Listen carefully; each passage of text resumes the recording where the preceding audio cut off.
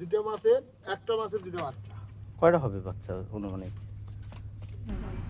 আপনারা যে মাছটা দেখতে পাচ্ছেন এটা টেকনাফের মায়ানমার নদী থেকে জেলেরা বসিতে মাছ ধরার সময় বাংলাদেশের সীমান্তে তখন এই নদী থেকে এই মাছটা ধরা পড়ে।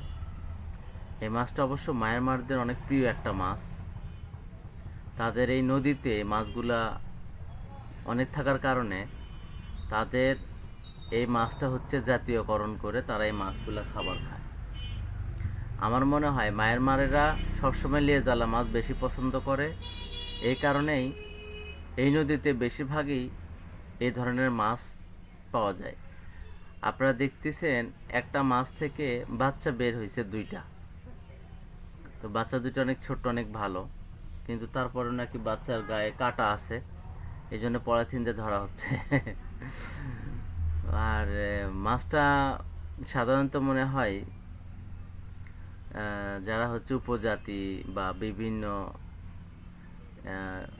হিন্দু সম্প্রদায়ের লোকেরা এই মাছটা নাকি বেশিরভাগই খায় তারা।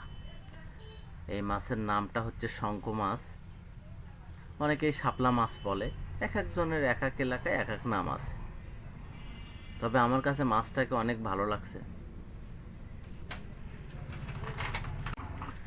আপনারা চাইলে এই মাছটার ভিডিও আপনারা সবাই দেখতে পাচ্ছেন, আর চাইলে টেকনাফ এসে এই ধরনের মাছগুলো দেখে যাবেন। সবার দাওয়াত রইল।